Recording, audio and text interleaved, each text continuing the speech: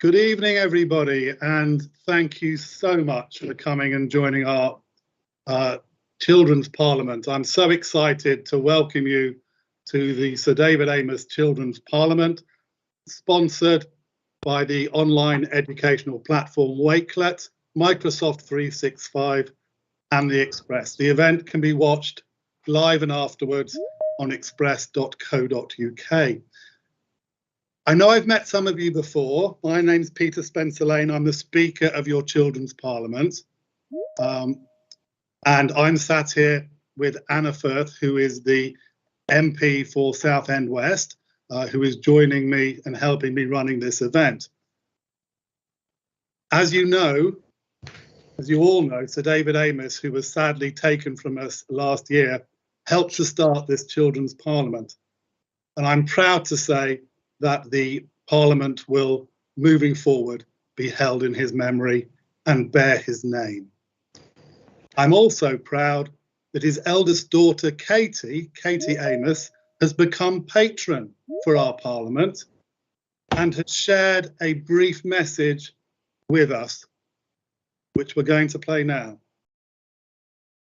As patron of the Children's Parliament, it is my honour to open the proceedings here today. The success of this Parliament in breaking the world record for participation, in giving a real voice to some quite remarkable children, and in teaching parliamentary process is something I am very proud to be associated with. My father's passion for both the British Parliament and for educating children is reflected wonderfully in this venture which he helped to design. For me, it is an opportunity not only to build on my father's work, but to indulge my own belief in children and how essential they are in creating a wonderful future.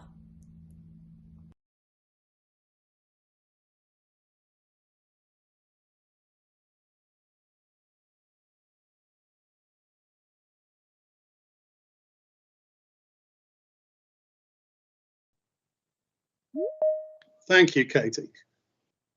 At this point, I'm going to hand over to Lillian Green, who is the member for Southend West, and she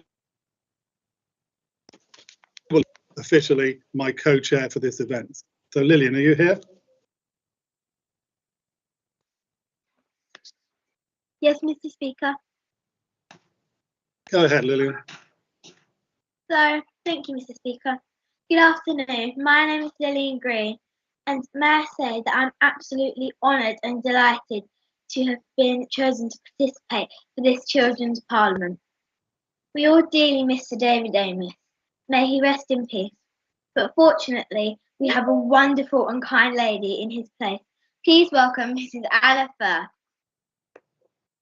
Well, thank you very much, Lillian, for that wonderful introduction. And I think you've got a very bright future ahead of you. You spoke absolutely beautifully. As you've said, I'm Anna Firth. I'm the current MP for Southend West.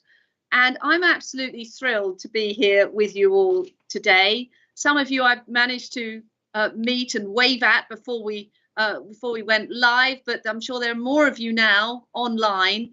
You're all so welcome. And for me, it's an enormous honour to be taking part in Sir David Amess's second Children's Parliament. It's an enormous privilege for me to represent Sir David's former seat in Parliament, and I'm very aware that with that comes huge responsibility, because Sir David Amess was a legend across the whole of Essex, and he cared so passionately about so many issues. And one of the things he cared about was this. And Sir David was a very clever man and a very wise man. And he knew that young people, like all of you, are our future. If we don't listen to you and encourage you and give you the opportunity, we don't have a future. And he knew that. And that's why it's so important that members of Parliament listen to you, and that we make our decisions in Parliament with all of you in mind. And so that's why I'm so excited to be chairing this debate today and listening to what you have to say. The topics that have been chosen for our debate couldn't be more apt. We've got online grooming, we've got knife crime, which is something I feel very strongly about here in Southend West, and the importance of us all being able to have free debate and freedom of speech. Immensely important issues. I am quite sure you're all going to have imaginative, thought-provoking and passionate things to say.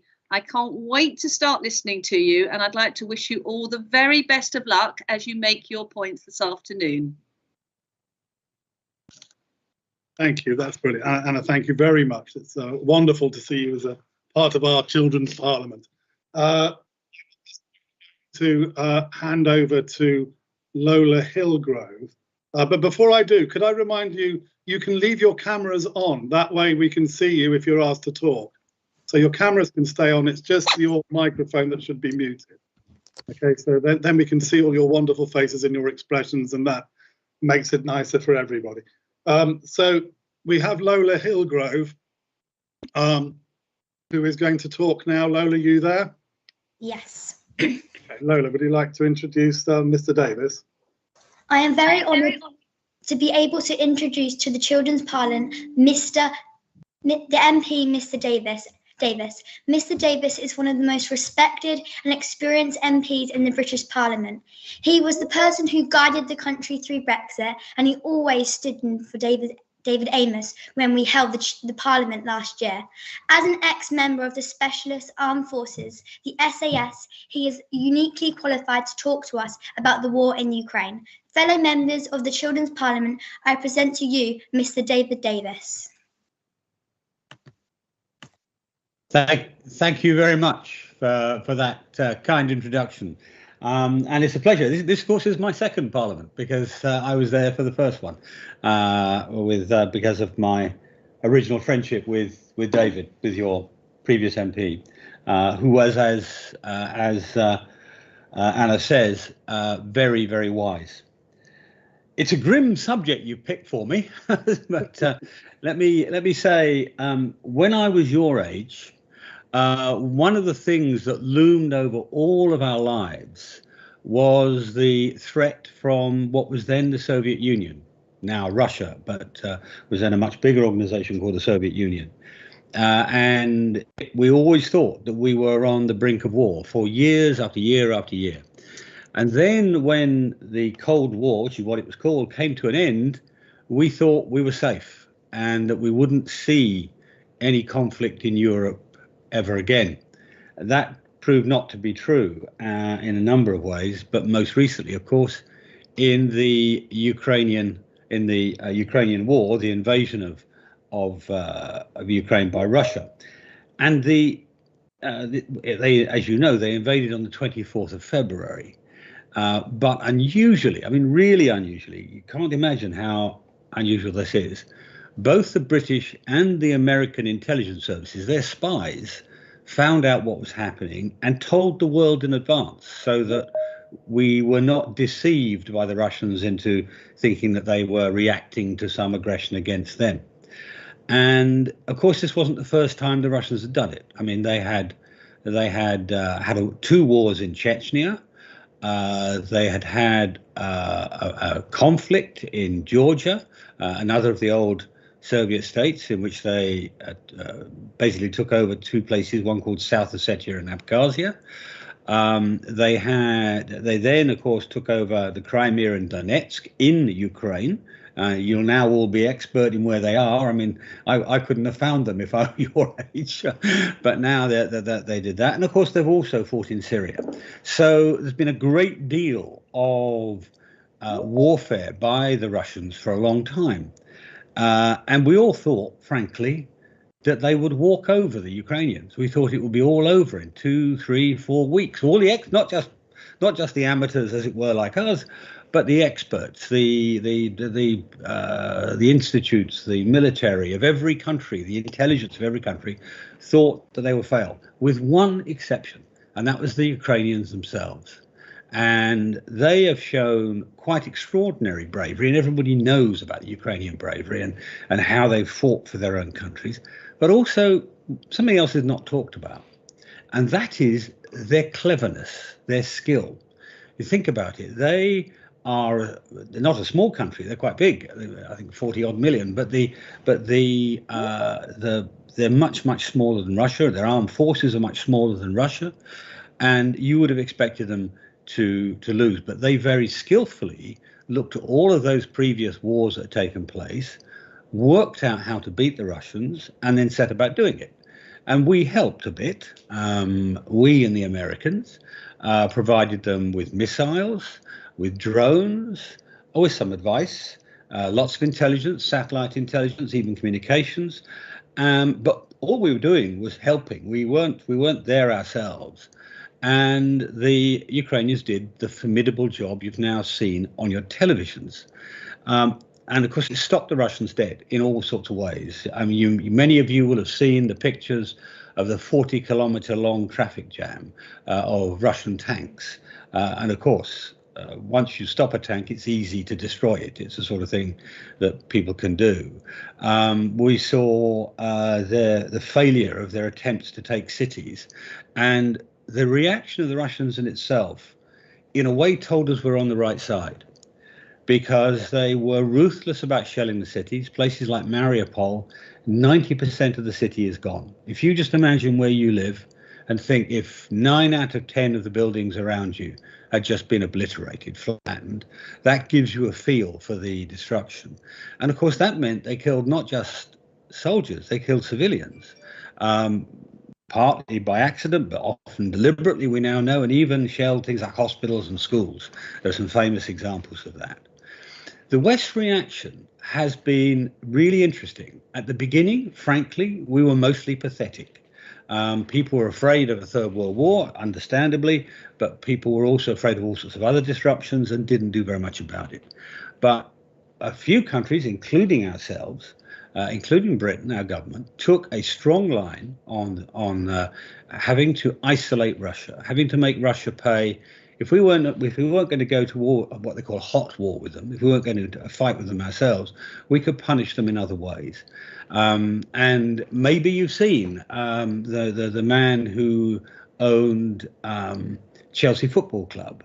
There are many oligarchs. These are very wealthy billionaires, frankly, many of whom have effectively stolen their money from the Russian people. And we closed them down. We said, you can't use your money anymore. You have to give up ownership of Chelsea or whatever. We're going to sequester your yachts and your fancy things and so on. And so we suddenly taught the Russians that actually the West had to be treated seriously. And the Russian people themselves now know about this. They like their iPhones and their iPads and their McDonald's and all the other things that come with Western life. And of course, they now no longer have them because the companies are all shutting down. Completely different. So all of that happened. And of course, along the way, I'm not going to deliberate on all the violence because not that sort of day. But there obviously has been a huge amount of violence, a huge amount of heroism. But now what? This is the question for you, really, because we're talking about your future. You know, I'm going to be dead when they've sorted this out in the long run. It's your future, because what we're talking about is both the future of Ukraine, but also the future of stability, peace, even prosperity in Europe. And the argument that's going on now, and we really would need to hear your opinions on this. The argument that's going on now is, how do we negotiate? Do we talk to Putin? Do we concede some things he wants? The Americans have this phrase. They say, we have to give the Russians an off-ramp. An off-ramp is the way off a motorway. Yeah, we have to give them an off-ramp to get off this thing. And the question is, should we do that? Should we allow them to keep Crimea and bits of the Donetsk, so in a way rewarding evil? Or should we carry on the fight? And then maybe that means tens of thousands more people dying. Because remember, the Russians have lost more soldiers in the last several months than they lost in 10 years of war against Afghanistan. And of course, the Ukrainians have lost a lot, not just soldiers, but civilians. Do we have face the destruction of large parts of Ukraine in exchange for forcing Moscow out? And that's a really difficult question. And I actually don't know the answer. I can see very strong arguments for saying, okay, stop where we are, accept where the new borders are, and call it a day, and accept that Ukraine will not join NATO and become neutral. And I can also see an argument that says, no, we must now ensure that Russia does not profit by this. So it's a it is the issue of the day. It is the issue of the day. And remember, it doesn't just affect Ukraine, it affects all of Europe, but it doesn't just affect Europe either. One of the things you might have seen in the papers is that Ukraine's a great grain growing area, corn and wheat and so on is grown there, and we can't get it out because of the war, and the Russians are deliberately stopping us. And because of that, many people in Africa and the poorer parts of Asia and so on, who are on the breadline already, can't barely afford to eat now, may face starvation because of shortages there. So this is a huge issue, a really huge issue, a huge moral issue, and an issue with huge impact. And it does affect your entire future, because the decisions we make will influence the world for the next 50 years, and you're all going to live longer than that. So should we have some questions? Does that get us started? That's wonderful. Thank you, Mr. Davis. That's really much appreciated and very clear, might I say. It was very good to hear your viewpoints and put so succinctly. We've got Katie, who's also from Southend West. Katie, you've got a question. Aside from the steps already taken by the United Kingdom, what other steps and measures can the government take to help Ukrainian refugees and ensure their safety?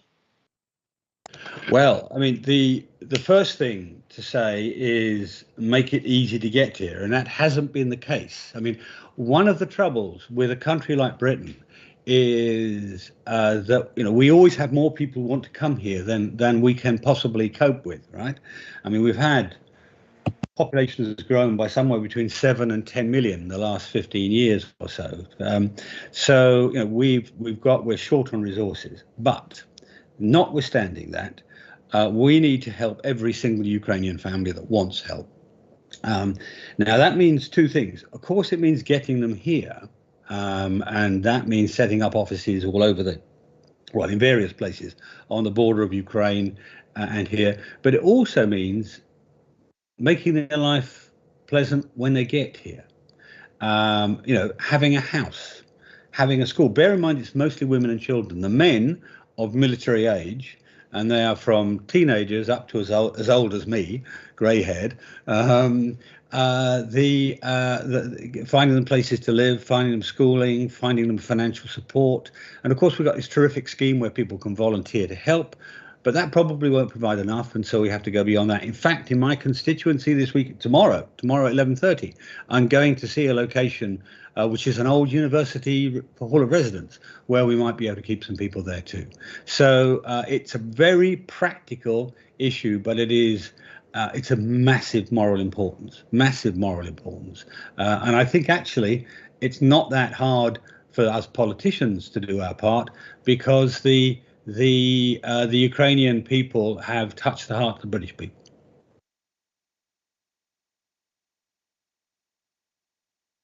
Thank you very much. We were wondering if the member for St Margaret's School, Isabella, do you have a question on this? I was thinking of, because we obviously do a lot by supplying to Ukraine by food sources and all that, but I also believe that it was Putin that started this war, and no one else wanted it. It's not. A lot of people are saying things like, we don't like it, we should be against Russia and all that, but it's not the Russian soldiers' fault. In fact, it's actually Putin's, as the Russian soldiers, because it's their job to serve the whoever is in charge of Russia. They are not allowed to go against Putin's orders. In fact, most of them probably don't even want to be in this war. And it's only Putin that wants to create this by taking the Ukrainian land. And I was thinking that, yes, we do a lot for Ukraine, but if we were able to find any other way to help and support them, and just try and maybe like talk to Putin about how we can possibly like maybe discuss on how he can stop what he started. Yes, it's good. It's a very good question. I mean, and the Prime Minister has said time and again, this is not a war with the Russian people. It's, it is a war started by Putin, as you say. And indeed, I mean, you talk about the soldiers. I mean, bear in mind that most of them are conscript soldiers.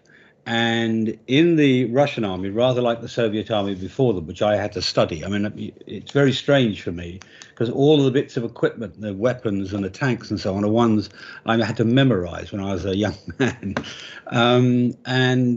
One of the things they do is they don't even give maps to the ordinary soldiers. So the ordinary soldier can turn. It is incredibly difficult to put pressure on Putin without putting pressure on the Russian people. In particular, I talked about sanctions. Of course, sanctions hurt ordinary Russians. One of the reasons that I and some others have focused very hard on the oligarchs is rather complicated, and it's this. Putin has no money of his own, in theory, but he is thought to be the world's richest man. It has been argued that he got $200 billion, but it's all held by the oligarchs. So if we move against the oligarchs, we are in effect moving against Putin. If we confiscate their money, we are in effect confiscating his. And Putin won't do anything out of the goodness of his heart. He's a bad man. There's no two ways about it. And we have to put pressure on him. And as best we can, we must focus the pressure as closely on him as possible and minimize the damage for everybody else, which is why I think our dealing with the oligarchs, the billionaire Russians who are all over the world, from here to Israel to Canada and so on, we must focus on them, put pressure on them, and then keep the option open. And you bring me back to the moral issue of whether we negotiate or not. On balance, I think we should negotiate to save lives and to frankly save Russia from itself. And on balance, I think we should try and offer Putin something which allows him to save face. No more than that, but to save face. And if we do that, we'll do what you are in effect asking, which is stopping unnecessary, not just Ukrainians dying, but stopping unnecessary Russian deaths as well, and actually bringing this to an end in such a way that it never happens again. Well, thank you so much, Mr. Davis. That's so impressive. And can I say also, Isabella, what a great question and really eloquently put. I was really very impressed because I called you on the spot there. You weren't prepared for that. So thank you. And Mr. Davis, we're going to move on to our first debate, but we really do appreciate you coming on and giving us that insight, because I think you taught us a lot about what we should think about that Ukraine war. So thank you very much for your time again, Mr. Davis, and thank you for supporting our and good luck with the rest of the evening. Thank you. Have a nice time. Bye now. Thank you. All right, so we're going to move on to our first debate, which is the debate about online safety. So you're going to hear more now from each of you, having heard from Mr. Davis. And I'm going to call on someone called Poppy. Poppy.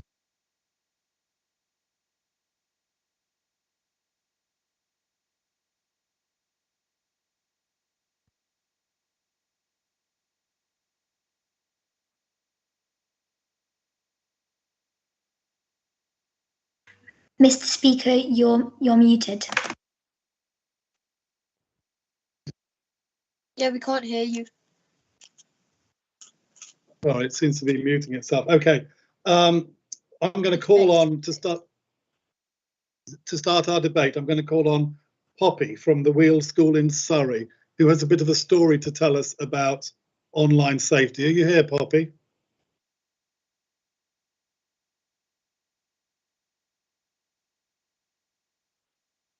You unmuted, Poppy? Okay.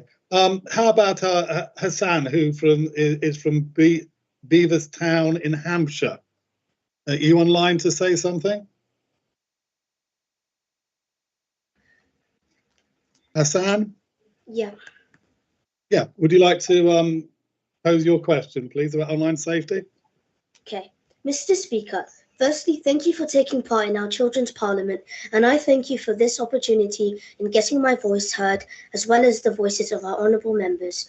We are living in this world of technology, and although effort is being put into protecting our generation from cybercrime, we still have a lot of improvement to do. Of course, we should try to bring the world closer together, but this can only be achieved if we take precautions. We can create an alarm system. For example, when someone tries to scam you or hack your details, there should be an alarm system that can make you aware that someone is scamming you or hacking you. A simple alarm, warning flash, or pop-up ping to alert us of a possible risk. We could also create a live face ID, so then that way the hacker can't get into your device. Of course, people should limit the personal information they share online, but Mr. Speaker, I would like to ask, can our government give attention to these needs, such as creating an alarm system online, as cybersecurity is very important, as it surrounds everything that relates to protecting us and our data from individuals who want to gain access and cause harm? Thank you. Well, thank you so much. What a great question. How about Arvin, who's in Essex? Arvin, would you like to follow up there? My dear honourable friend has said the same thing that I would like to say. Although we're living in the same world of technology, a lot of scamming's been going on recently. Therefore, I think that we should have a format where it says tells your first name, surname, date of birth, and you can back it up by using your passport. Identity. Thank you, Arvin. That's great. And I'm just calling on some people here who are making interesting comments. Rufus from the Witch School in Worcestershire. Are you able to hear me?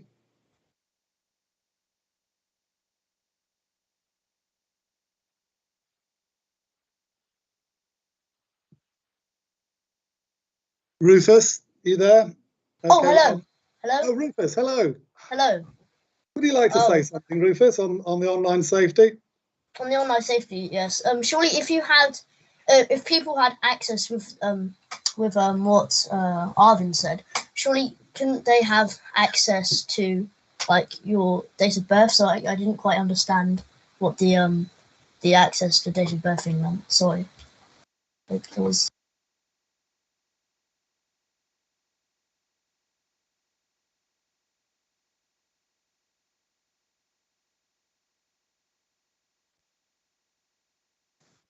Mike's gone off. Mr. Speaker, you're on mute. It's before we go forward, can I just check if Poppy is there? Because we're still waiting to hear from her, and I'd like to hear from her. No? Okay, how about Evie from Leicestershire, from Elizabeth Woodville Primary School? Evie, would you like to make a comment?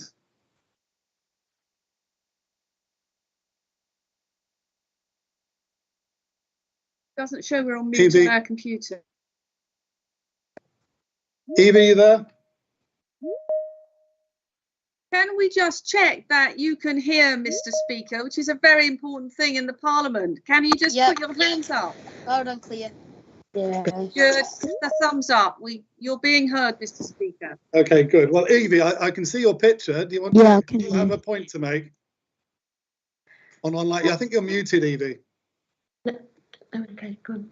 I think that the education of children about online safety is very important, as young children should know the dangers of being online, and should know how to stay safe.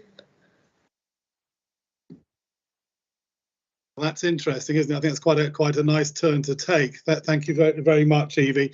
You know, education is all important here, and knowing what's going on. Poppy, did I see a message from you there that you might be online now?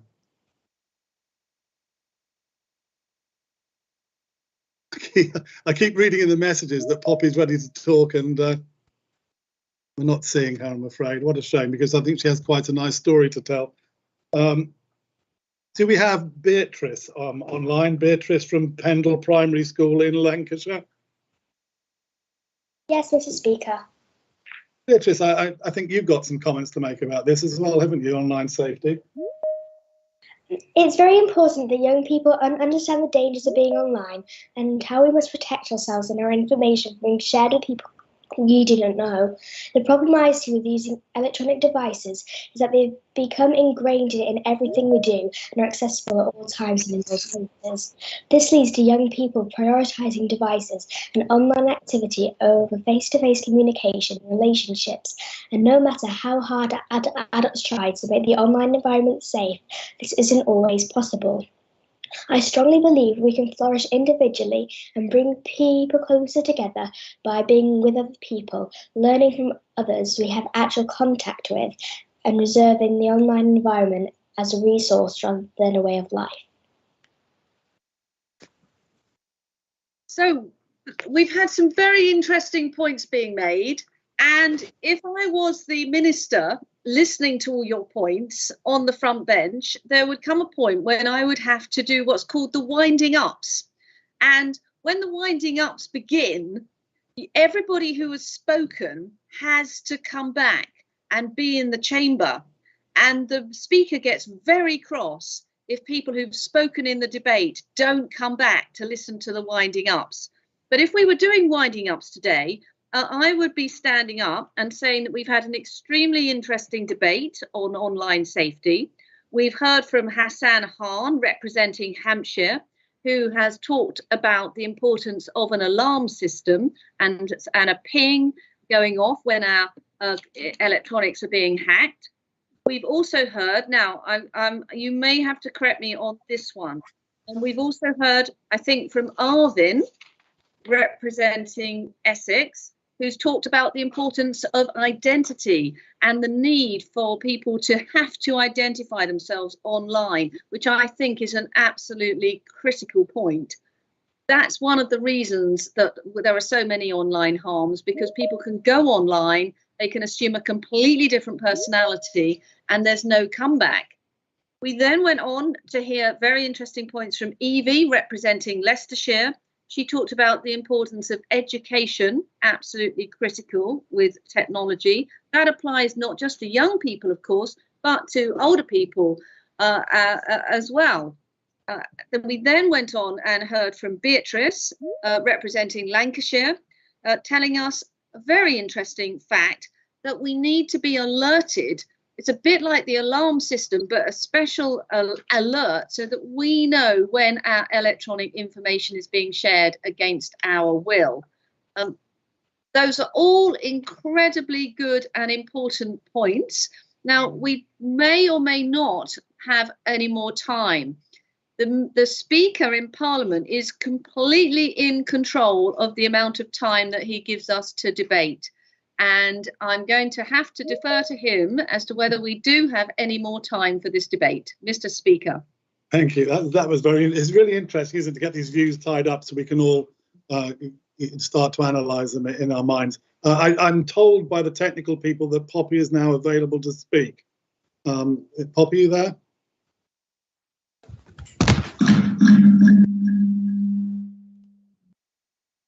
Poppy's here.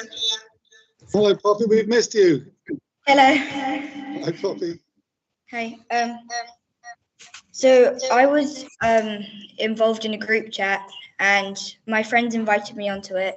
And and there were actually 14, I think, people on there, and half of them I didn't know. And when I told them it was wrong, I don't think they thought it was serious, and that it can really hurt some people if they can say stuff and you don't know who they are, and it escalates really quickly of how some people can be rude to you. So yeah.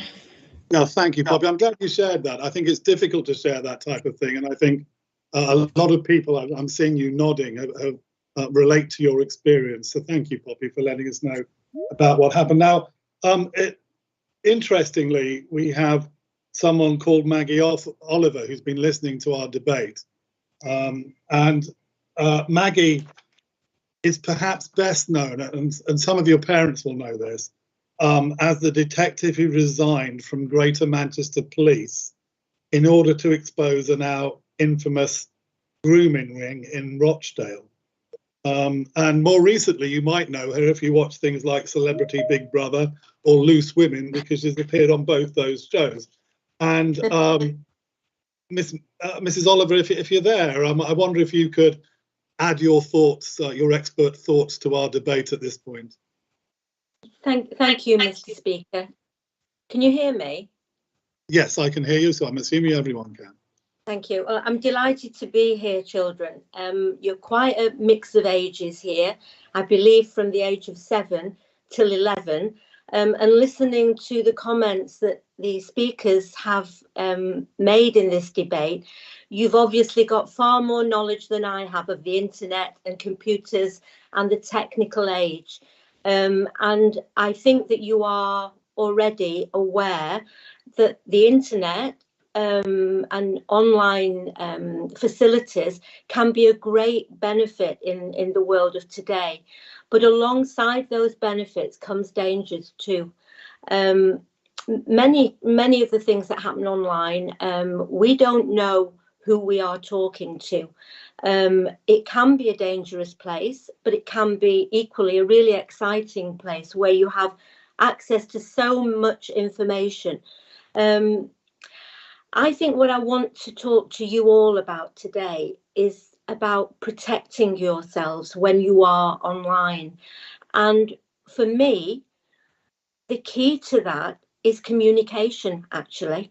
So whether you communicate online with the people that you know and that you're talking to, I think it's equally important that you communicate with your parents, and that your parents are there to make sure that you are safe when there may be danger around.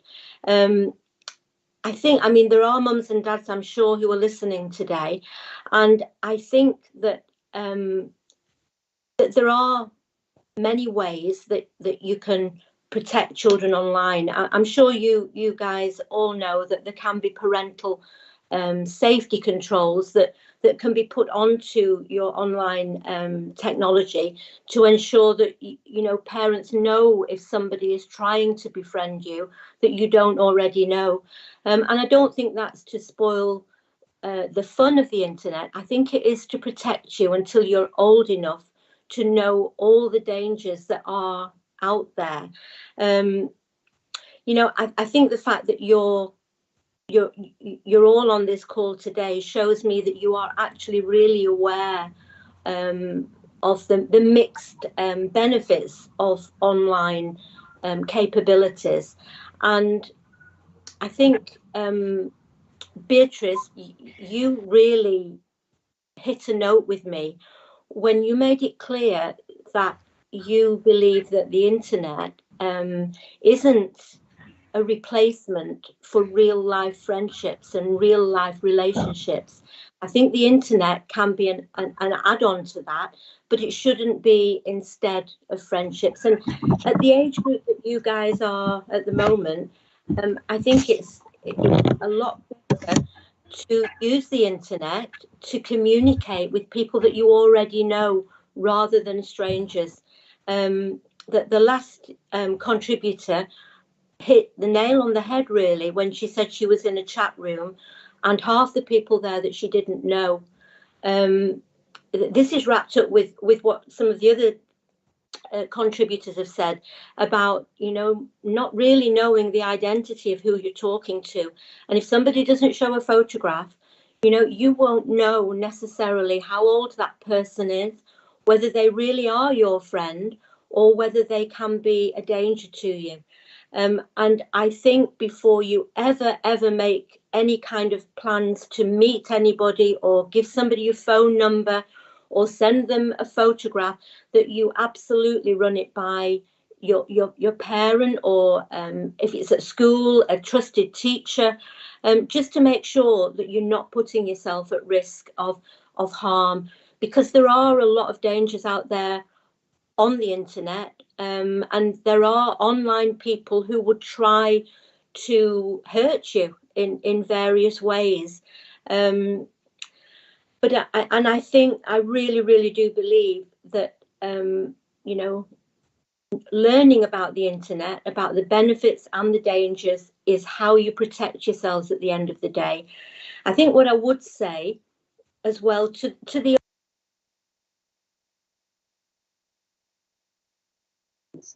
in favour. Miss Speaker, you're muted. I think you've lost your mic somewhere. So It's muted. Mine's gone. Mine automatically muted as well. The joys of technology. Okay. Is that all right now? Can you hear me? Yep. Yeah. Yes, we can hear you now. Yes. Yeah. Thank you. Yeah. What I was going to say for the older. Yeah. Can you hear me? Yeah.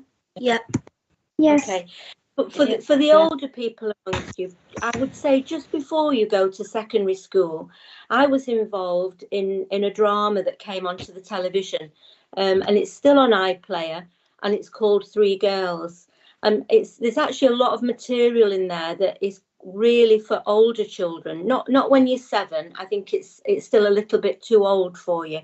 But before you go to secondary school, I think I would suggest that you get your mum or your dad or somebody older to sit down with you and watch the film, get a takeaway, and have a look at it and see where some of those dangers lie out in the wider world.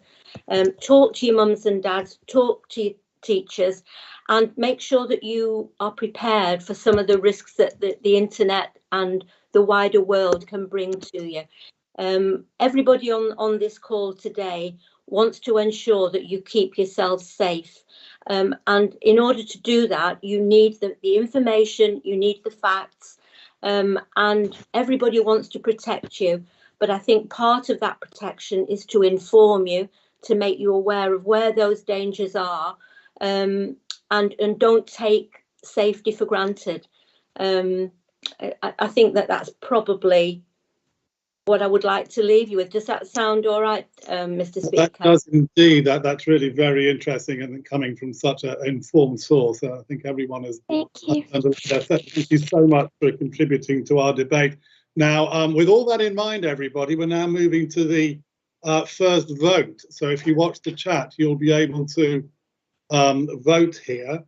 And the vote that we're going to, it should appear in the chat. The vote is going to be on what aspects of cybercrime are the most important for government to tackle. And you've got 4 choices: hate crimes against individuals, terrorism, older people seeking inappropriate relationships with children, which is what we know as grooming, theft of money, there's 5 choices, sorry, and stealing a person's identity. So it'd be very useful if you would get onto the chat, click on it and get involved in that vote. And I'll just give you a minute or so to do that, and then I'm going to push on with the next debate. And thank you to everybody who contributed to that debate. It was really very, very interesting. You seem to be very well informed on these subjects. Yeah, they were, weren't they? They were excellent. So,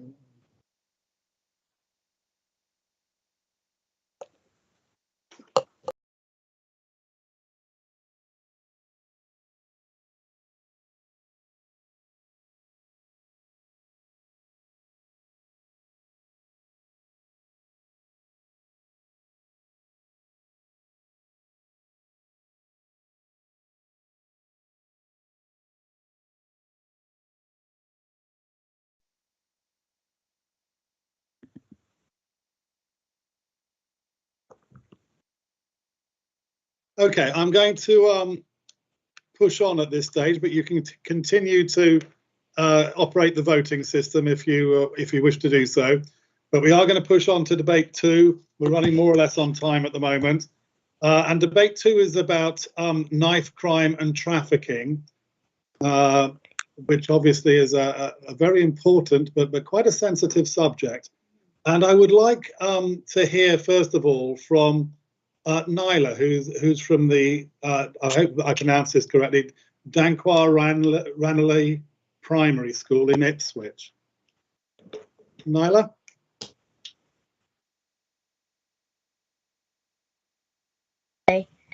As we all know, knife crime is a growing problem across our society, and as a young person, it is becoming more common to see and hear knife crime cases on the news.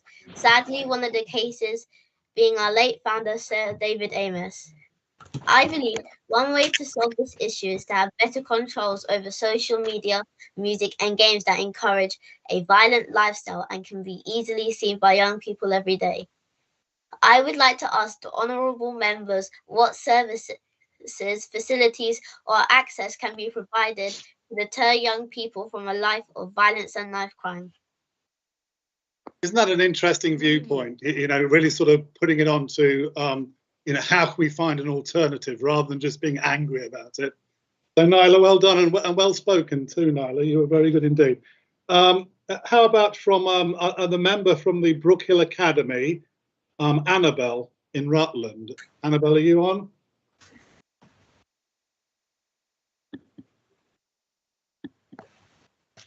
Oh, there she is. She's coming. There we go.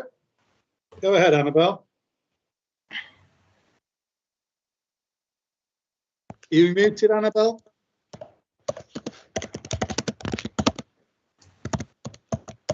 Annabelle, I think you might be muted. Are you there? Hello? Hello? Oh, I can see you. I can see you, Annabelle. Go ahead. Yeah. Yes, go ahead. I think that it, because we see a lot of knife crime rising in the news, I think it should be made a lot harder to buy anything that could be used as a weapon like a knife, especially for younger people. Yeah. Thank you. And good point, and particularly thinking back to that awful news from America that we had recently about the shootings there. Very relevant point indeed. I saw somebody on the chat asking how I was choosing people to talk. Just so you're aware, some of the people are chosen from what they said in these surveys, and some people are chosen for what they're saying on the chat. So we're trying to combine both those things, and I have people here advising me on who to pick.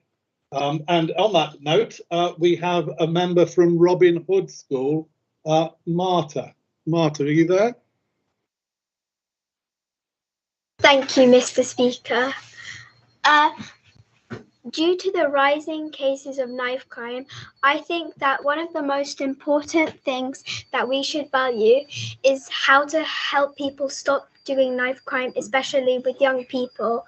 This is quite similar to Annabelle's point, but I think that we should understand how to stop people and teach them from a very young age in education to not use knives and why. Thank you.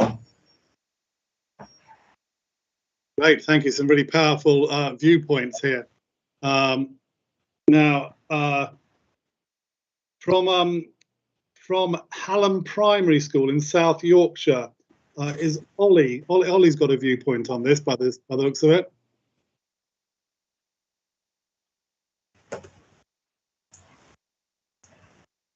Ollie, you there? Okay, maybe we'll get Ollie in a minute. How about we've got from the member from the Pendle Primary School in Clitheroe, Lancashire, Beatrice. Thank you, Mr. Speaker. I think that education is very important in helping young people decide what's right and wrong. I'm nearly 11 years old and I've never been spoken to knife crime in school, yet I'm aware that young people of my own age, sometimes younger, carry knives and commit crimes involving bladed weapons. It's not nice to discuss negative subjects. I feel that we need to know the risks of carrying knives and the situations we should avoid or should tell adults about. A lot of young people may be exposed to knife crime, either as a witness of criminal acts, as observers of lifestyles, where carrying a knife is a normal occurrence. Additionally, we need to look at how well controlled the sale of knives is, as possibly in a similar manner to gun control. Thank you.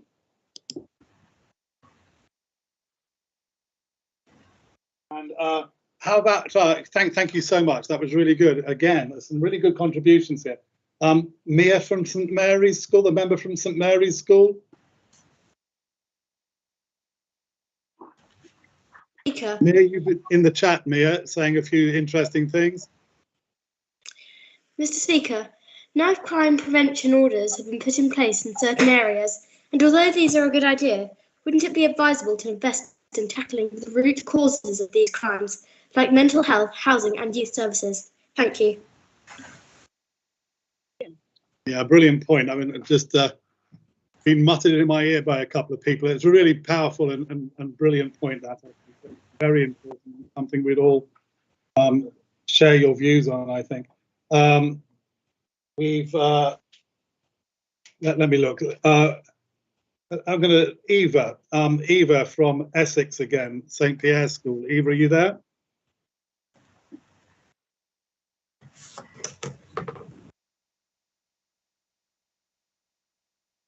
Eva?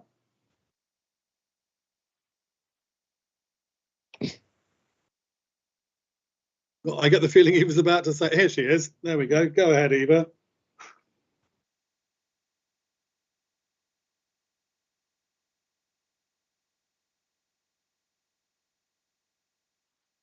Eva, did you unmute? Okay, well, let's go to the Archbishop, the member from the Archbishop Kramer C of E Academy, Alexa. She's in Nottinghamshire. Alexa, have you got something for us?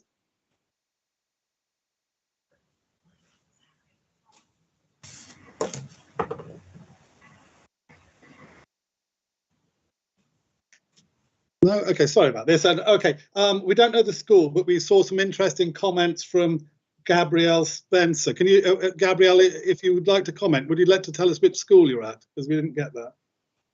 Gabrielle Spencer.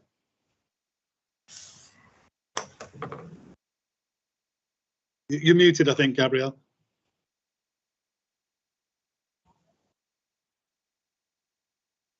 I think you're still muted. Don't worry, I've done it a few times.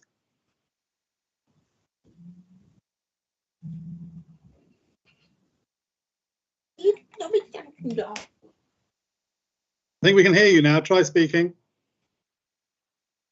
No, we're not hearing you. You got any volume on that?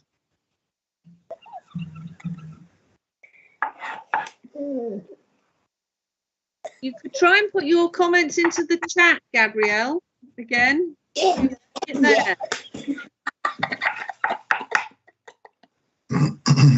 How about Zorovar from Hillingdon? Zorovar, are you on the call?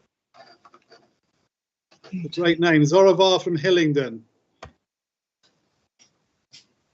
Hi Zorovar, how are you? Hello. I have a question for you.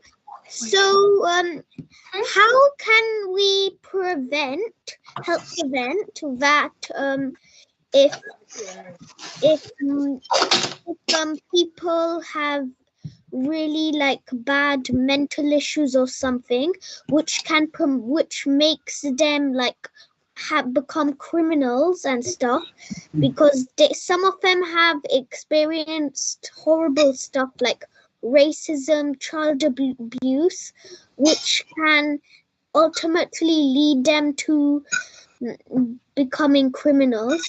So, Mr. Speaker, my question is, how can this be prevented? Well, that's a really great question. What I'm going to do at this point is I think the question you asked was extremely relevant to this. Is I'm going to ask our specialist speaker to come in at this point on knife crime. And this man's a very interesting guy. His name's Lennox Rogers, and he's a reformed gang member who formerly operated in the criminal underworld in London and Oxford. He's been involved with gangs, knife crime, and armed robbery.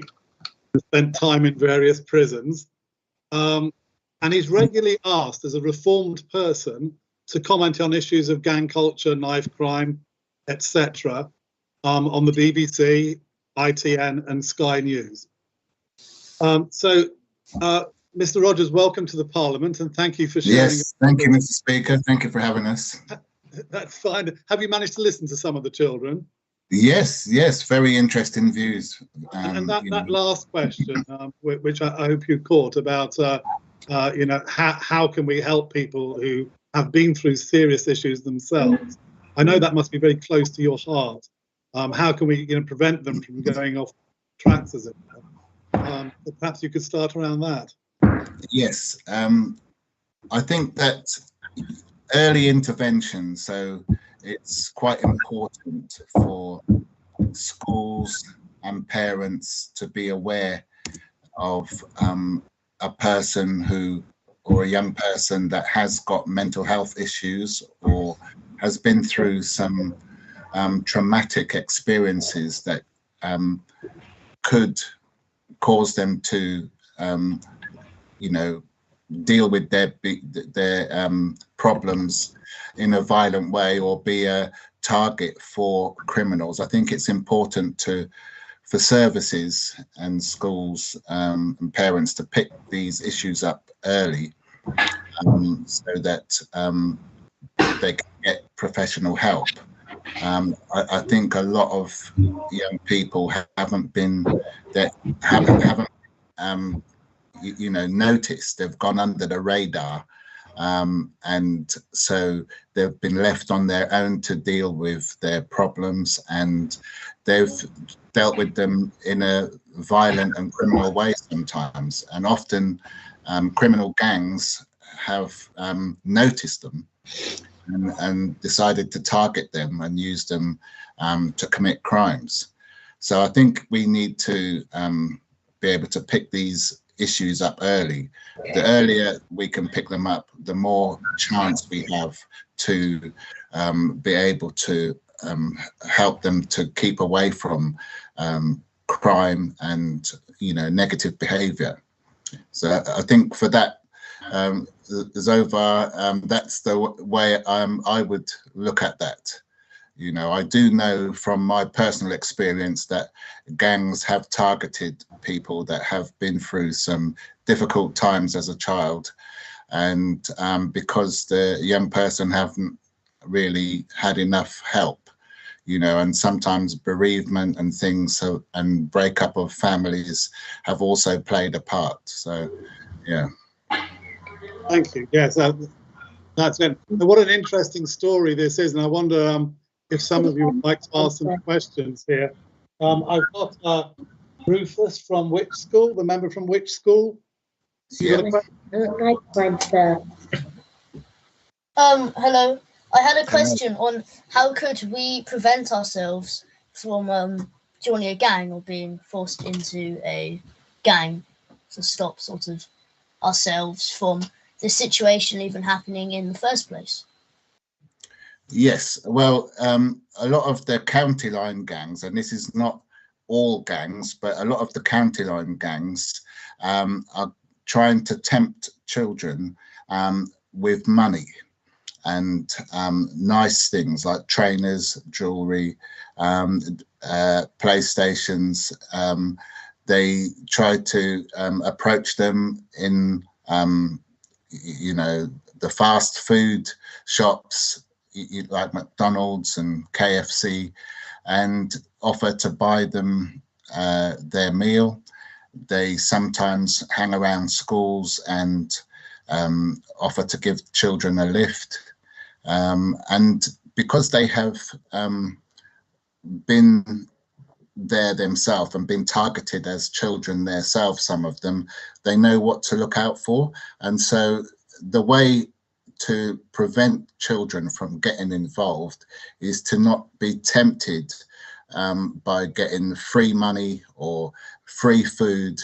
The way a young person should deal with that if they are approached by someone who could be in a gang who's offering to buy you food is to say no thank you. Always be polite and say no thank you, because if you be rude, some of the young people who are trying to target children could react violently. Excuse me. So always be polite. If you feel unsafe out in the community, you know, try to get to a safe place inside the shop, tell the shopkeeper, you know, call your family, and let people know where you're going. Make sure that you can use your phone if you feel that you're in a situation and you don't feel safe. And if you're with a friend, encourage each other. If you are approached, it's really the stranger danger awareness, you know, talking to strangers, people you don't know approaching you, wanting to be nice to you and give you things. And I know that we live in a time where it's expensive to buy food and various things, and the attraction of money is, you know, is really tempting, but they are hoping that you will get tempted by the attraction of money. And if you don't, then there's less chance of you getting caught up in a gang, you see. Thank you. Great advice, I think. And, you know, really interesting to hear someone like yourself talking in that way. Maybe one more question. We've got, I think it's Olumaide from Saxonwood School. I might have pronounced your name incorrectly. You were making some interesting points on the chat. Olumaide from Saxonwood School. Okay. There he is, the government should. Good afternoon, Mr. Speaker. The government should educate people about the long-term consequences of knife crime. Example, a criminal record which may prevent you from getting into university or getting a job.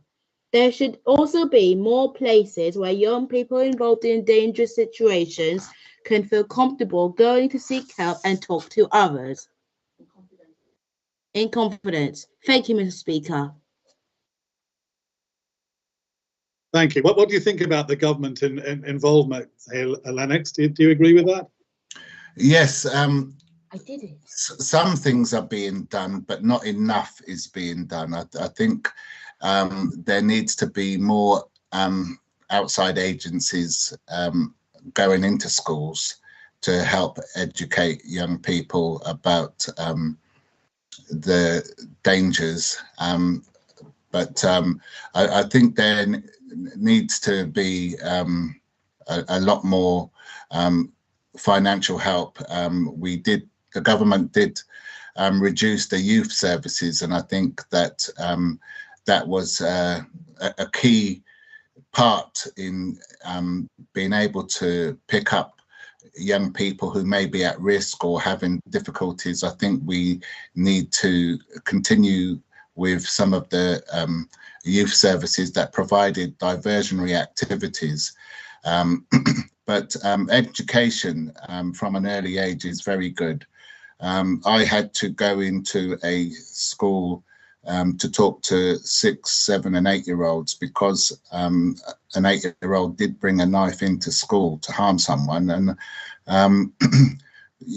I had to make it, you know, sort of fun learning, but serious at the same time. I tend to teach more about conflict resolution because I believe if you can resolve the conflict, then a person will feel less likely to want to use a weapon like a knife to harm someone. And I think there needs to be a lot of education around bullying, as well, because a lot of young people I've come across have been bullied in year 6, and by the time they get to year 7, you know, some of these young people are very angry and don't know how to sort of deal with harsh, cruel comments from their peers. So I feel there needs to be a lot of, I teach verbal self-defense. I teach young people how to defend themselves verbally. So, you know, you might say something horrible to me, and I might say, are you always this polite, or did you take lessons? And so I'm a pioneer for verbal self-defense and teaching young people how to respond to cruel and harsh comments that you know, other young people might say to them. And I think that helps them to be able to manage in their peer groups, because you know, as we all know, other children can be so cruel. It's a cruel world we live in, and it's really a cruel world. And I think you know, your insight in this type of thing is absolutely invaluable. And I want, you know, not only would I like to thank you for coming on and talking to us today, but for all the great work I know you're doing in the community. And I think it's wonderful. So thank you very much. And I'm going to hand over to Ms. Firth now, and she's going to just say a few things. Thank you, Lennox. Thank you. Thank you very much, Mr. Speaker. It now falls to me to wind up the debate, and I must disappoint members and say I can't take any interventions, because Mr. Speaker has only listed this debate for 20 minutes and we're already after that. However, we had a lot of fantastic contributions, both from those who'd put in to speak in the debate and also for those who have bobbed. Though bobbing means standing up in a debate, catching the speaker's eye, and if you do that, sometimes he calls on you to speak, and that's happened today electronically, which is marvellous. We heard first from Nala Elmina, the member for Ipswich, who spoke passionately about knife crime, as she always does. She made the point that it's now more common. She drew an analogy. Miss, may I speak? That we really need greater control over online games, promote violent lifestyles. We then heard Annabel Rhodes, member for Rutland. She spoke very intelligently about the increase in knife crime now in the news, and made the point, why don't we make it harder to buy a knife? We then went on to Marta representing Surrey. Now Marta bobbed, I believe, this afternoon, and made the very good point that we need to understand how to stop people from turning to knife crime and educate them from a very young age. Then we heard from Beatrice, member for Lancashire, who spoke very passionately about how people should not be carrying knives.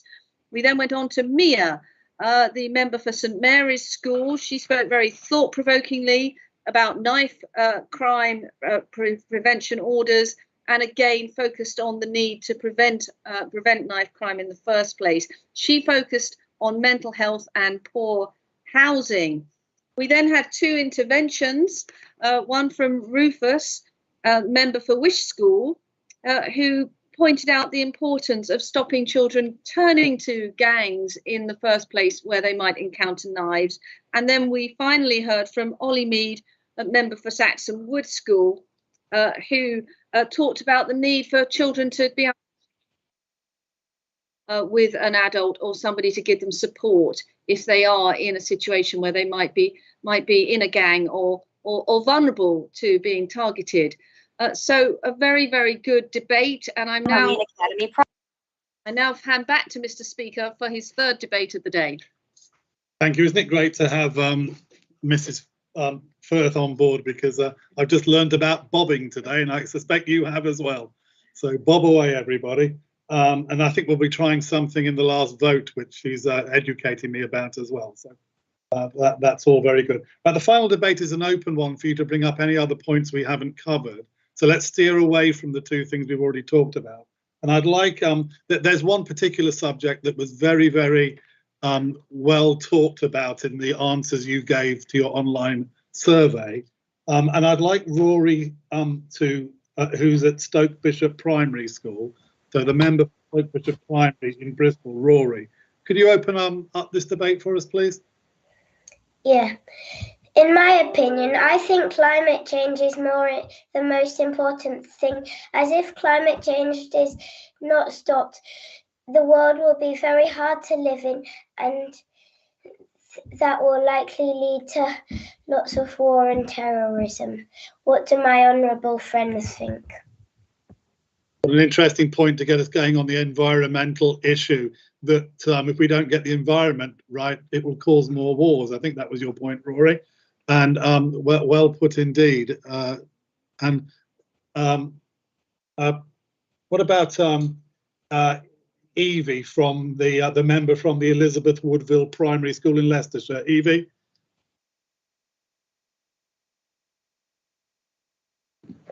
Keep making comments, guys. Oh. Evie? Yes. Would you like to comment? Evie, I think you're muted again. Evie. Mr. Speaker, I have noticed that there is an increasing amount of development plans for fields and wildflower meadows. I believe that there is no question as to if we should go ahead with it, as the amount of these green spaces are rapidly declining. Living and surviving off them are bees. Bees are very important to the ecosystem, and without them we wouldn't be able to survive very long. And now their habitat is being destroyed alongside many others. To change this, I would stop a lot of industrial building and plant more shrubs and trees, as this would be more beneficial for more plants, animals, and us around the world. Thank you for your time. Thank you. Great points. And I did suspect that this debate would take a very environmental slant here. So well done. A member from Suffolk. I don't have the school's name, but Eve from Suffolk. Oh, it's Elvedon School. The member for Elvedon School in Suffolk. Eve, would you like to talk to us? Hello. I have a strong opinion about this topic because after I read a book at school about Greta Thunberg, I was super inspired and planned to change my life forever. As we all know, our ecosystem and world is crumbling. I think that we could take a big turn for our lives and start changing the way we work. She has now turned vegan, so what if we start eating more plant-based foods? That would help stop the amount of methane produced from cows and other animals which produce methane through their bodies. I would also like to point out that the manufacturing of new clothes can also produce waste, as they are manufactured usually in factories. These can be really harmful to our environment and ecosystem. So I would like to propose the idea of building more thrift shops for people to put out their clothes and old toys, for they can also produce too much waste. Thank you for your time. Well, thank you. You've really thought about that, haven't you? And what a passion you obviously have on those topics. Thank you so much. From the member from the Sherwood Primary School in Lancashire, Mustafa.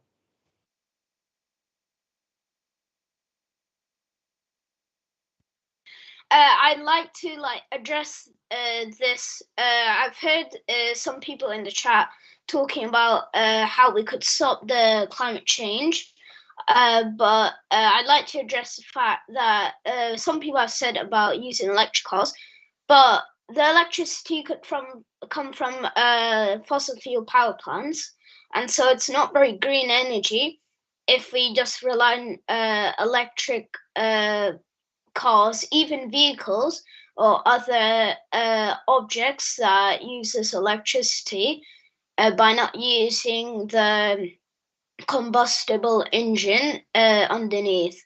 So what I'm saying is, first of all, we like replace these fossil fuel power plants with more greener energy. So then we can, it will make the electricity greener, and so there will be less carbon dioxide coming from it.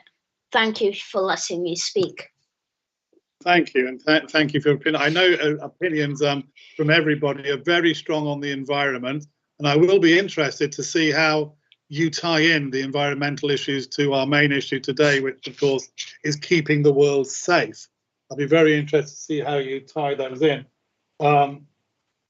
We've got from the Tyrrell Brook Primary School, Alex, a member from the Tyrrell Brook Primary School. I'm pronouncing that very well. Alex, are you there? Okay. Yes, Mr. Speaker. Go ahead, Alex. You got a point on this? Because we saw you in the chat. I don't know what to say. Is that what you said? Mental wellness. You made a good point in the chat, Alex. What would you like to make that again? No. Okay.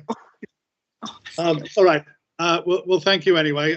We've got from St Helens Junior School, Rithik. A great name, Rithik from St Helens Junior School.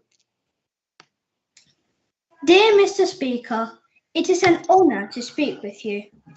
Pollution is a big factor affecting lots of children and families.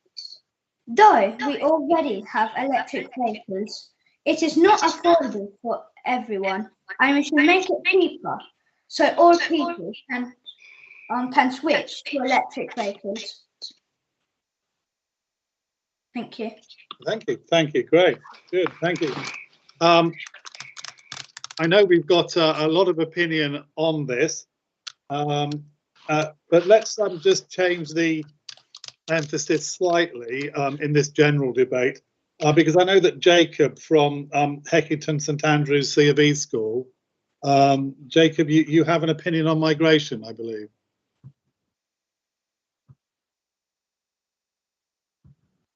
Jacob, are you online with us here?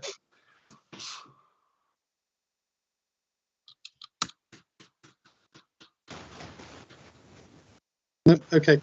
While we're just pulling our thoughts together, I saw an interesting thing come into the chat, and I'm wondering if I can ask Anna next to me to perhaps answer this. Someone was asking how they can find out how their local MP has voted on environmental issues. How can they discover what they've actually done? Yes, all of your MPs are recorded. All of the votes are recorded. The way it works is we go through the voting lobbies, and we now have an electronic pass, and there are about 1, 2, 3, 4 electronic machines, and we put our pass up against the machine, and name comes up, and then it ticks to show that we voted. And then you proceed further on down the lobby, and as you go through the end of the lobby, there's a teller, and someone is counting to make sure that the number of people equals the number of electronic votes, to make sure there's no fraud involved. Well, after that, after we voted electronically, that of course is recorded, and it pops up on a website called They Work For Us. So if you go on www.theyworkforus, you will be able to look up your MP, have to put in your address or your postcode, your MP is, and then your MP is voted on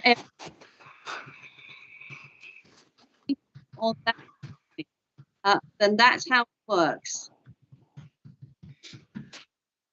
Thank you. It's good to know, isn't it? It's good because I think if you've got a real interest, perhaps a good place to start. How local MP feels about these.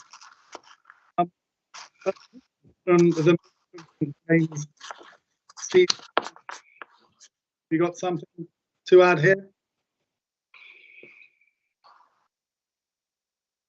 Ruben, are you there? Excuse me.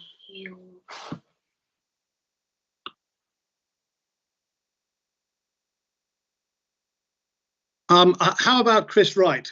Chris, I just saw you commenting in the chat. Didn't quite catch the school you were at. Chris, do you have a comment?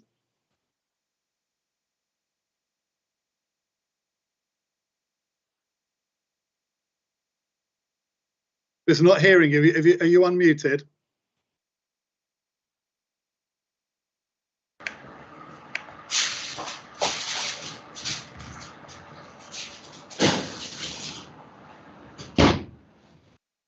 Okay, we're not hearing you. Okay, how about Mayhen? He's been asking to speak. Mayhen, from the member from Lake Farm Park School.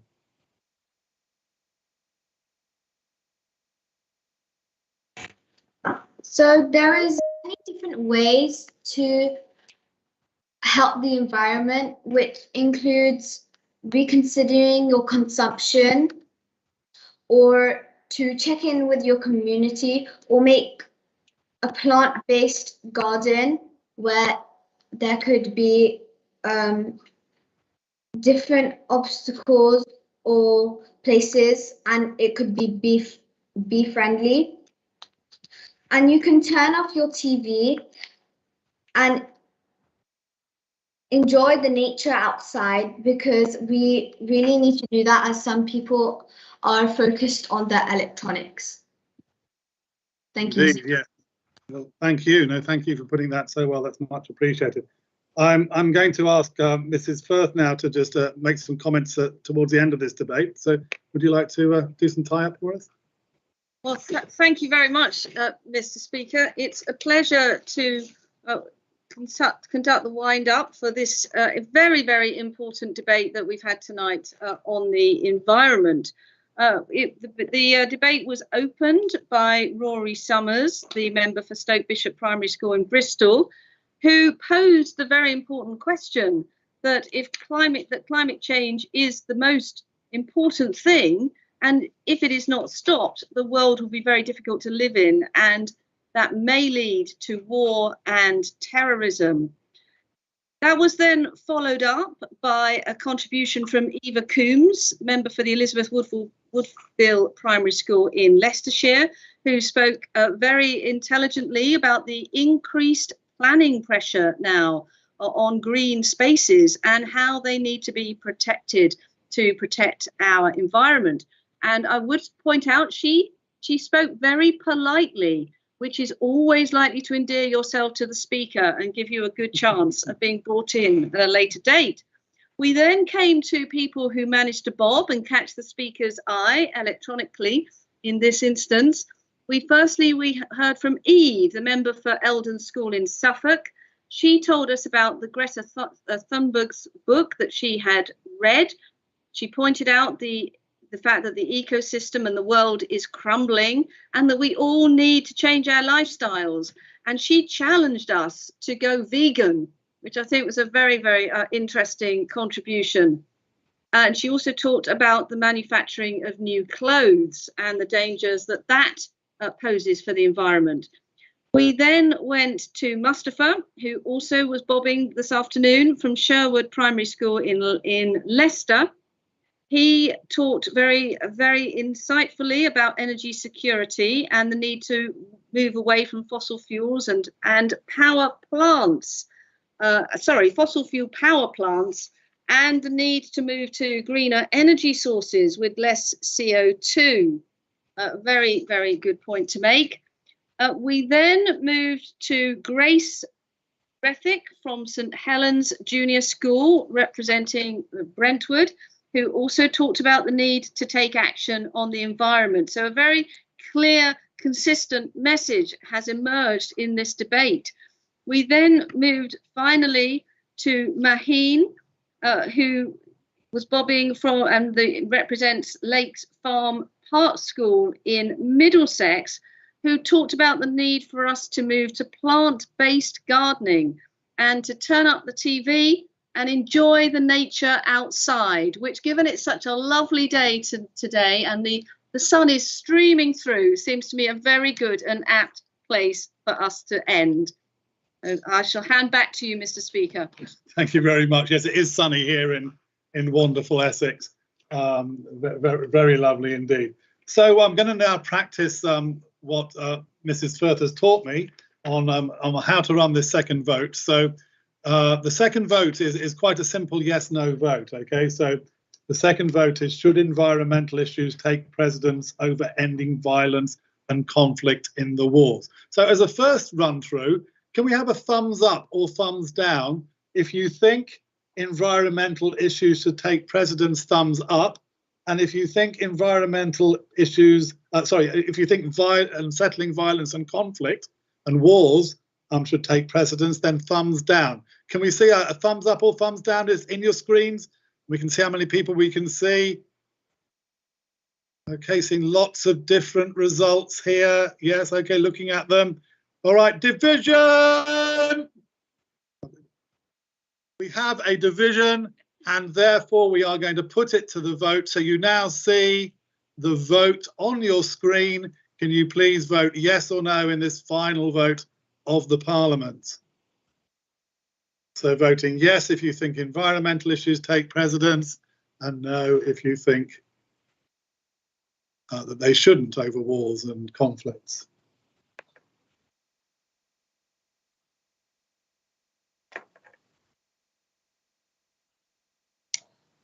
Just giving you time to make your votes, and you know, thank you for your. It's interesting. You will get all the full results, of course, but the top from the first vote, your top concern was grooming, online grooming, with your second top concern being terrorism, which I think, you know, shows very thoughtful voting there. And before I close the session, and I'm so sorry some of you didn't get to speak, but, you know, there are, you know, 250 people on this call, and it's just not possible for everyone to speak. And thank you for all of those. We do look through all the comments you made on the chat very thoroughly, and we will form a final report which you will all get. And the big news is that we're working together, myself and Mrs. Firth next to me here, to try and get the next meeting actually in Parliament itself. So, you know, we might have a very different format, and how exciting would that be for everybody, I think. So thank you so much for everyone who's contributed. Yes, and I'll just let Mrs. Firth say one last thing. Thank you very much indeed, Mr. Speaker. I just want to say to you how fantastic you've all been, and how exciting it is to have such a full chamber when we are having a debate and a vote that has not been whipped. In Parliament, we have a system whereby MPs are told, it's called the whipping system, where they're told they have to come and vote. And quite often we don't have the chamber full unless it's what we call a whipped vote. Today, you've all come voluntarily, you haven't need to be persuaded, and you've all spoken incredibly well, which makes me think that the future of this country and our future Parliament is very bright indeed. And I'm looking forward to welcoming you, as many of you as possible, to the real thing with our new Mr. Speaker, who I think also has an alternative career ahead of him in Parliament in the autumn. Thank you, Mr. Speaker. Well, thank you. Isn't that a great honour? Thank you very much. And thank you to everybody genuinely for taking the time to be on the call. And hopefully you can join us on our next event. Until then, goodbye to everybody, and have a very safe future, all of you. Goodbye. Bye, Mr. Speaker. Bye. Bye, Mr. Speaker. Goodbye, Mr. Speaker. Thank you, Mr. Speaker. Goodbye. Bye, my honourable friends. Bye. Bye. Bye.